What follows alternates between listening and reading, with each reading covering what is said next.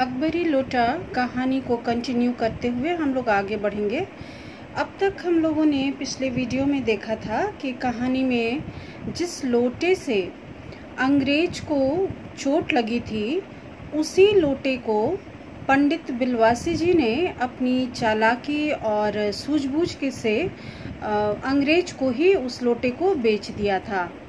और इस तरह से हम देखते हैं कि अंग्रेज को उन्होंने एक कहानी बना करके, झूठी कहानी बना करके उन्हें ठग लिया और उस लोटे को उन्होंने ऐतिहासिक बताया था, जबकि सच्चाई ऐसा नहीं था।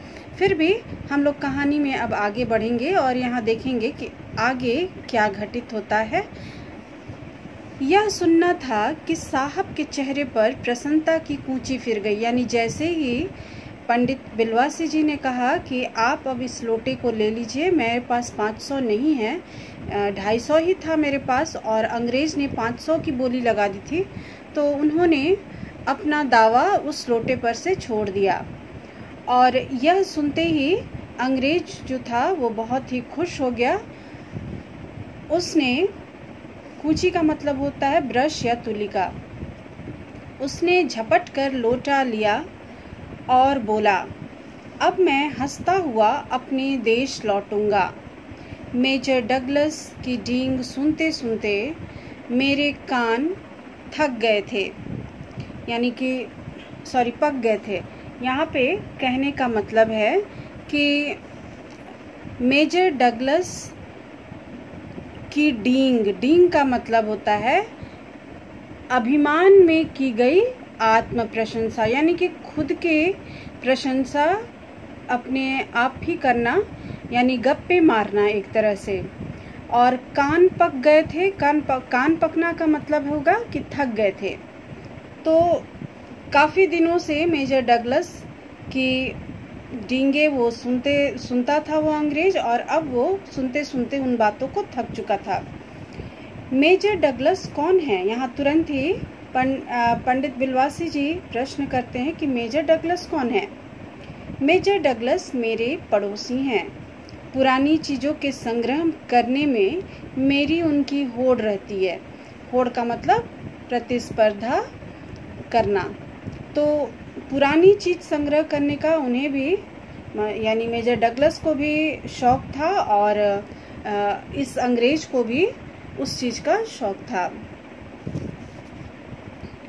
गत वर्ष वे हिंदुस्तान आए थे और यहाँ से जहांगीरी अंडा ले गए। जहांगीरी अंडा यानी ये जो अब घटना अभी हम लोग सुनेंगे, जो कहानी, ये एक दूसरी ठगी की घटना हम लोग सुनेंगे। तो आगे बढ़ते हुए हम लोग अब जहांगीरी अंडा के बारे में जानेंगे। जहांगीरी अंडा, हाँ, जहांगीरी अंडा। मेजर डगलस ने समझ रखा था कि हिंदुस्तान से वे ही अच्छी चीज़ें ले सकते हैं, पर जहांगीरी अंडा है क्या? आप जानते होंगे कि एक कबूतर ने नूरजहां से जहांगीर का प्रेम कराया था। जहांगीर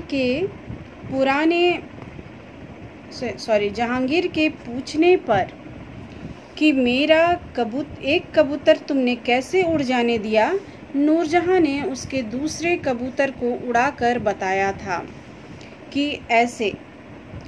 उसके इस भोलेपन पर जहांगीर दिलोजान से निछावर हो गया।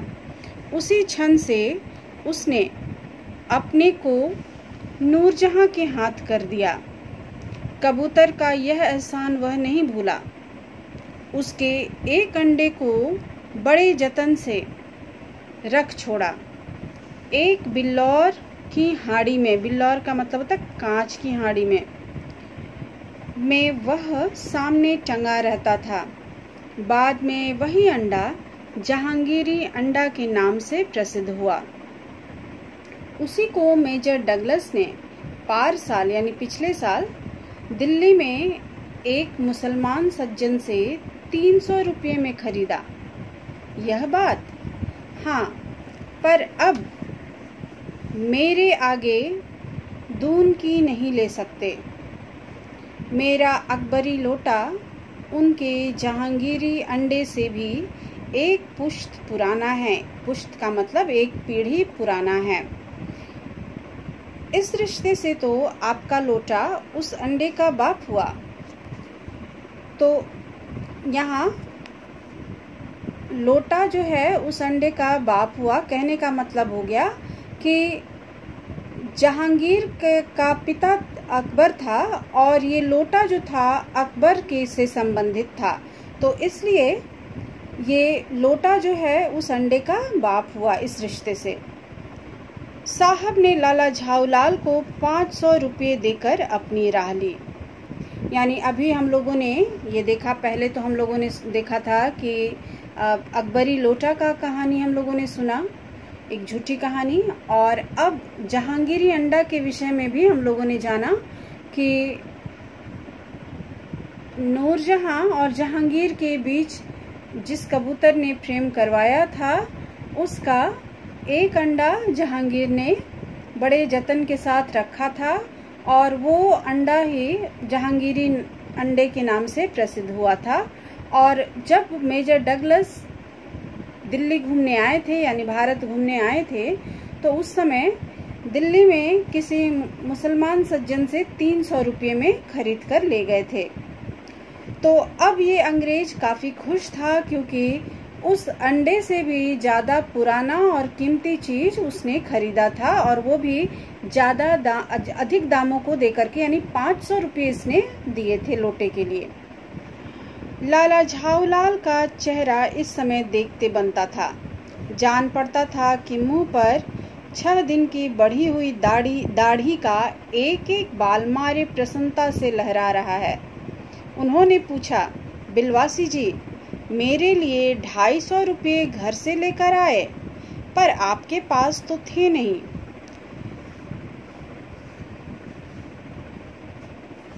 इस भेद को सिवाय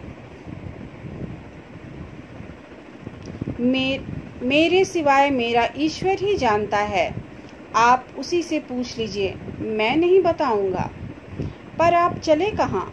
अभी मुझे आपसे काम है 2 घंटे तक। 2 घंटे तक? हाँ, और क्या। अभी मैं आपकी पीठ ठोक कर शाबाशी दूंगा, 1 घंटा इसमें लगेगा, फिर गले लगकर धन्यवाद दूंगा, 1 घंटा इसमें भी लग जाएगा। अच्छा, पहले 500 रुपये गिनकर सहेज लीजिए। रुपया अगर अपना हो तो उसे सहेजना एक ऐसा सुखद मनमोहक कार्य है कि मनुष्य उस समय सहज में ही तन्मयता प्राप्त कर लेता है। यहाँ पे मनमोहक कार्य यानी कि मनपसंद, मन को मोहने वाला कार्य है। यानी जब अपने पैसे हों तो उसे रखना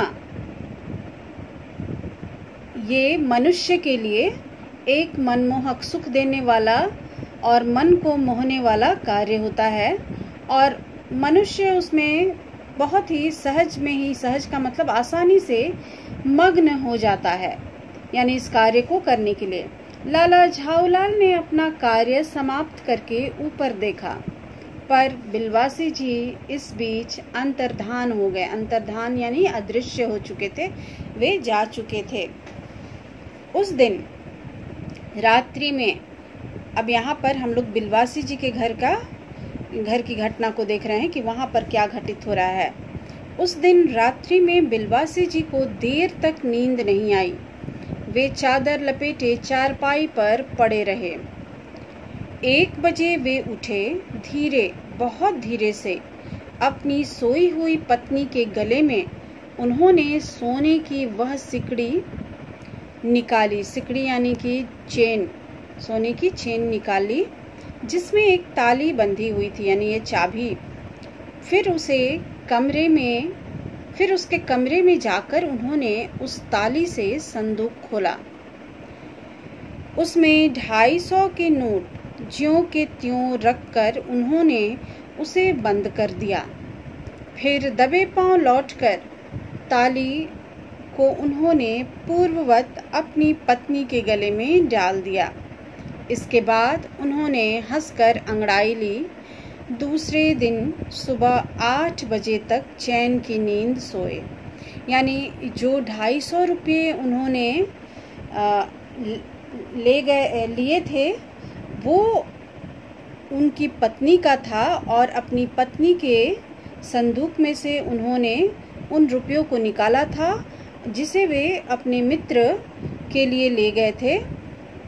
लेकिन संयोग ऐसा हुआ कि वहाँ पर उन्हें उन रुपयों को देने की ज़रूरत नहीं पड़ी, बल्कि उन रुपयों से ही उन्होंने उस लोटे की कीमत लगाई और दाम लगने पर वो अंग्रेज की जीत हुई और इस तरह से बिलवासी जी का पैसा भी बच गया और साथ ही साथ उनके मित्र की जो पैसों की समस्या थी वो भी खत्म हो गई। तो यहाँ पर पंडित जी की सूझबूझ को तो हम लोगों ने देखा कि उन्होंने अपनी सूझबूझ से अपने मित्र की मदद की, लेकिन साथ ही साथ हम लोगों ने यह भी देखा कि किस तरह से लोग एक दूसरे को अपने मतलब के लिए ठग भी लिया करते हैं। तो इस कहानी का दोनों पहलू हमें ध्यान रख कर के इस कहानी को पढ़ना है। आगे अगले वीडियो में हम लोग क्वेश्चन आंसर्स को देख लेंगे। अभी बाय।